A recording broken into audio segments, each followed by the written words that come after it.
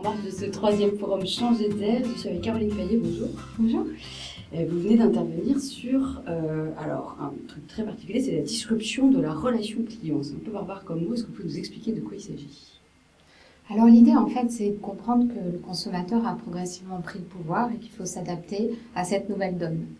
Je suis intervenue sur un petit historique du web en revenant sur une première phase du web, le web 1.0, qui est le web de la recherche d'informations. Le consommateur a compris qu'il pouvait s'informer sur les marques. La deuxième phase du web, les réseaux sociaux, comme tout le monde le sait, le consommateur a appris à s'exprimer et à s'organiser en réseau. Avec la troisième phase du web, j'explique qu'on est face à un consommateur qui est augmenté dans le sens où il est devenu à la fois producteur de biens, fournisseur de données, de services et même banquier avec le crowdfunding. Il est lui-même acteur d'un certain nombre de services de toute la chaîne de valeur. Aujourd'hui, ce qu'on voit, c'est que après ces trois phases du web, on voit que les entreprises se sont partiellement adaptées à chaque fois et qu'à chaque fois, du coup, elles ont subi des revers.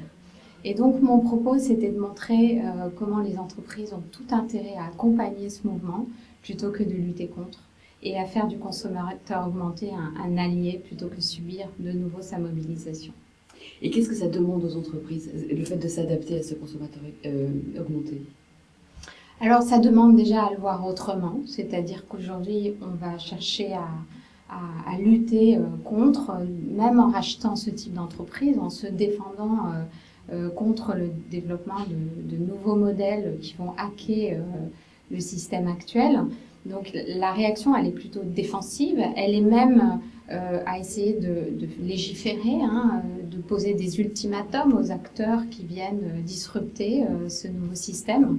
Donc le salut, il est certainement plutôt dans le fait de se poser des questions sur comment son modèle va être demain disrupté par le client, le consommateur augmenté. Donc se poser la question et être à l'écoute de ce consommateur pour comprendre où il va demain, comment il va choisir ses produits, comment il va les acheter demain. Est-ce que tout à l'heure, on a eu un débat un peu plus tôt dans la journée sur les nouveaux maîtres du monde numérique. Alors, il y avait différentes réponses selon les intervenants. Et certains disaient, oui, finalement, les nouveaux maîtres du monde, ça va être les clients. Est-ce que vous iriez dans ce sens-là? Oui, c'est vrai qu'il y a un empowerment fort des clients, du citoyen en général. Il faut faire aussi attention au double jeu de manipulation, c'est-à-dire que le client peut lui-même être manipulé par d'autres systèmes d'influence, d'autres organisations. Et je trouve que c'est pas aussi simpliste que ça. Et que sur chaque cas, chaque sujet, il faut étudier justement qui est en train de dominer les jeux d'influence en présence.